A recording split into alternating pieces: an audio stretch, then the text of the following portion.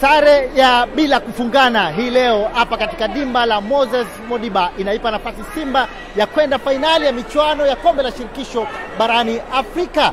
Simba wanakwenda na kwa aggregate ya bao 1-0, ushindi ambao ulipata kunako mchezo wa kwanza. Leo tunaweza tukasema imeandikwa historia katika njia ngumu sana. Penalti 2 zikikataliwa na VAR, lakini goli ambalo alilipata pia Stellenbosch kipindi cha pili nalo pia alikataliwa kutokana na mchezaji kuonekana ameotea. Simba sasa inakwenda fainali kwenye kizazi cha Gen Z. Hii ni fainali ya kwanza Simba wanakwenda kuishuhudia, ukiacha ile ya mwaka 1993. Baada ya mchezo huu kumalizika, shangwe ni kila sehemu. Viongozi mbalimbali wa Simba pamoja na mashabiki nguli wa timu hii, wao wanasemaje, wanazungumziaje ushindi huu?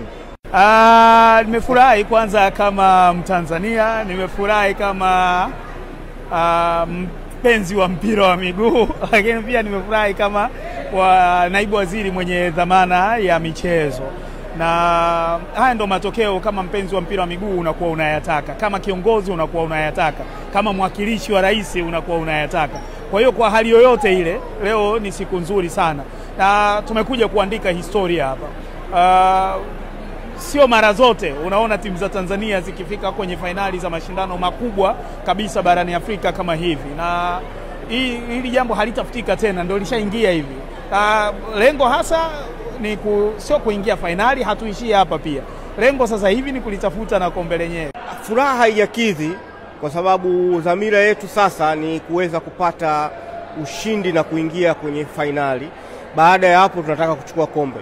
Yaani sasa hivi tumebakia kwenye hatua moja na mechi 2.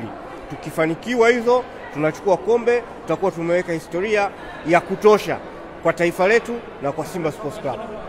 Njia ilikuwa ngumu kiasi gani? Bwana, njia ngumu, alafu ilikuwa kadri tunapozidi kwenda mbele ndio ugumu unaongezeka. Kwa hiyo sasa hivi imefika katika ugumu ule wa mwisho kabisa.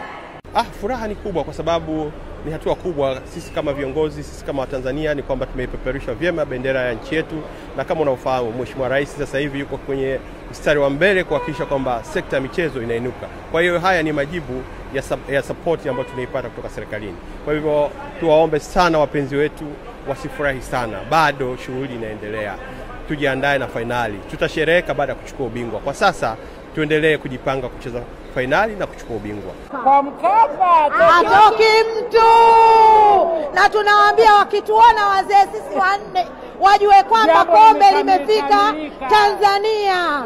Jambo limekwisha kama tulivyoelezea asubuhi, na sasa hizi tunamalizia kwamba jambo limekwisha. Hii ndio maana ya ubaya ubwela. Lakini pamoja na hayo yote, kumbuka Simba ina CEO mwanamke. Anapokuwepo Simba CEO mwanamke, kuna namna tofauti ambayo wanapata mafanikio.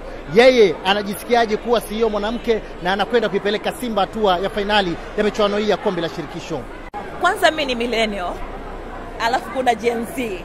Kwangu mimi inaonyesha ni taswira nzuri kwa taifa letu ambalo ukiangalia kwa kiwango kikubwa zaidi ya nusu ya population ya Watanzania ni vijana. Kwa hiyo hii sio tu kwangu kama mwanamke, lakini pia kama kijana. Sijiweki kwenye kundi la kijana sana, lakini naamini kwamba uwepo wangu katika nafasi ya uongozi wa mpira unatoa fursa kwa vilabu vya Tanzania kuwekeza zaidi katika vijana ambao wana maono na ambao kwa pamoja wanaweza kushirikiana ili kuweka mifumo na ya kitaasisi zaidi katika klabu zetu za mpira. Unaliona kombe likija Tanzania? Halina ubishi. Kutoka hapa Moses Modiba, Afrika ya Kusini, mimi ni Mkazuzu wa Clouds TV.